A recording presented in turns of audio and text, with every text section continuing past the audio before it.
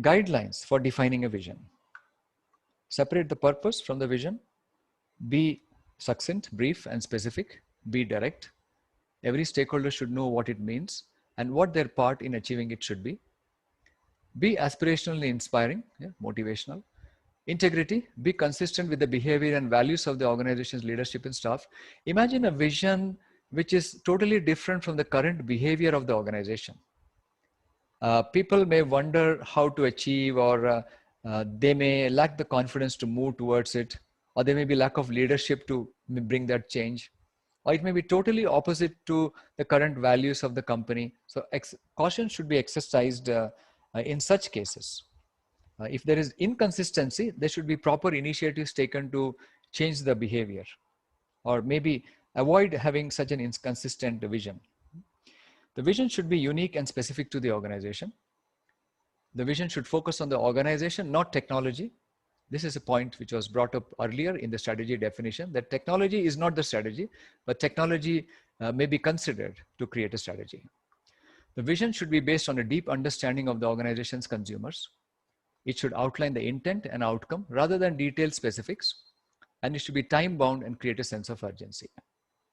Continuing on an example for Axel Car Hire, the CEO, Anya, the vision is to become the most recognized car hire brand in the world. But we need to create something more appropriate to guide our new food delivery service, yet still remain true to our overall vision. The vision for the food business also needs to reflect the fact that the venture is a new one for the mature capabilities of Axel Car Hire as a whole. So they're into car hire, but the food business is new, so they have to form a vision for the food business also. Dave, the CEO, after much debate and discussion, we agreed that the vision for the food delivery business unit was to be recognized as the premier provider of food delivery rental vehicles.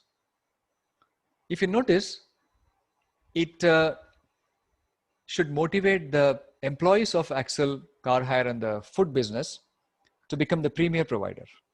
The vision statement may be sounding simplistic, but it certainly is not simple. As well as the vehicles we are providing, we will also have to pay attention to things such as food safety standards, customer journey, processing payments in a timely fashion, understanding the needs of self-employed delivery workers, and much more. Sue, the product manager for the travel experience, the vision statement is a great way to articulate the ITIL guiding principles of focus on value and think and work holistically. It helps teams across the company to understand the direction of the business. So the first assignment is coming up in this section. What is the vision? And let us now understand more about the assignments. In a separate section, I have clarified the case study that is also available as a recording. What the case study is, then you have to select one company from the case study, though you have to read the entire case study.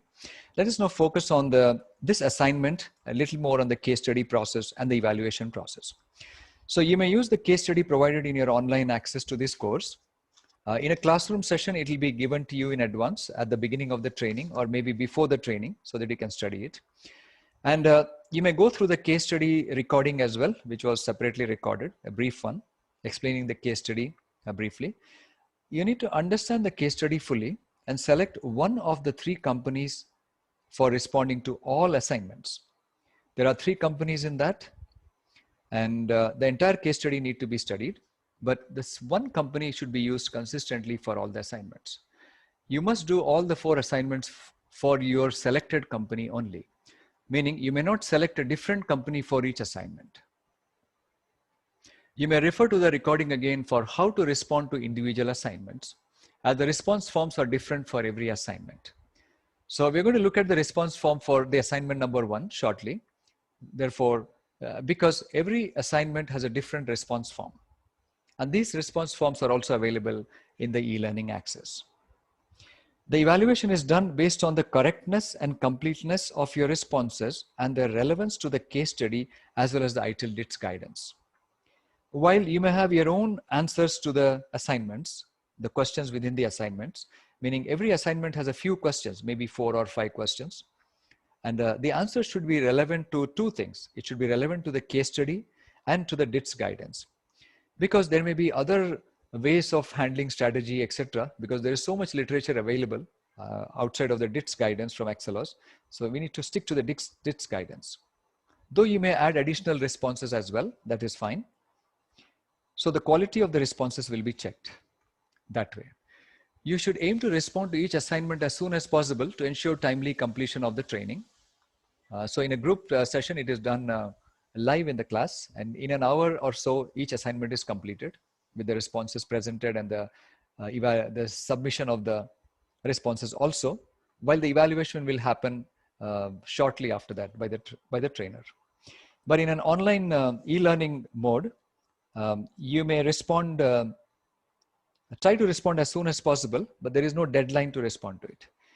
Each assignment will require 30 to 60 minutes to complete, including filling up its corresponding response form.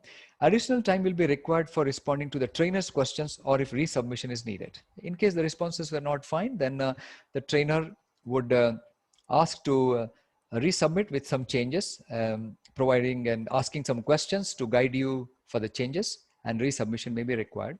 Even if the assignment was correctly done, 100%, still there will be some questions from the trainer which you have to respond to.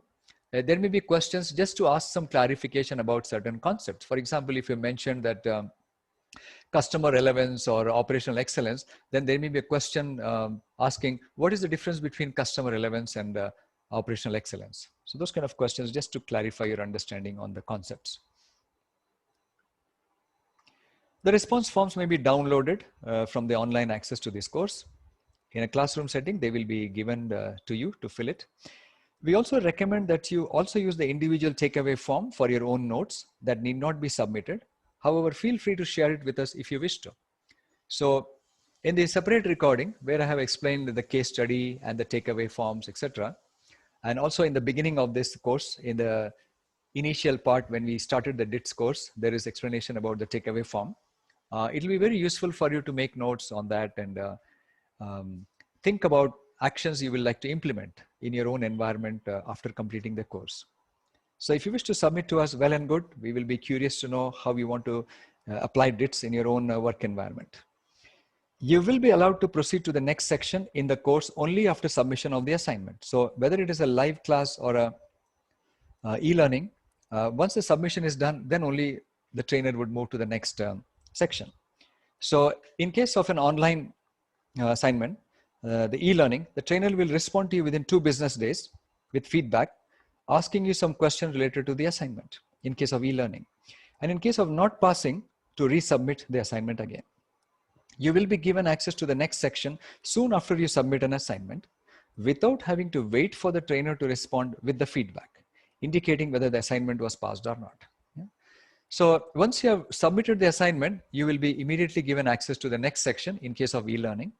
In case of classroom, of course, the assignment will be submitted before the trainer can proceed. Note that all assignments are open book, wherein you may refer to the DITS manual or any other relevant material which you would like to refer. All assignments related correspondence should be addressed to info@firstcareer.org.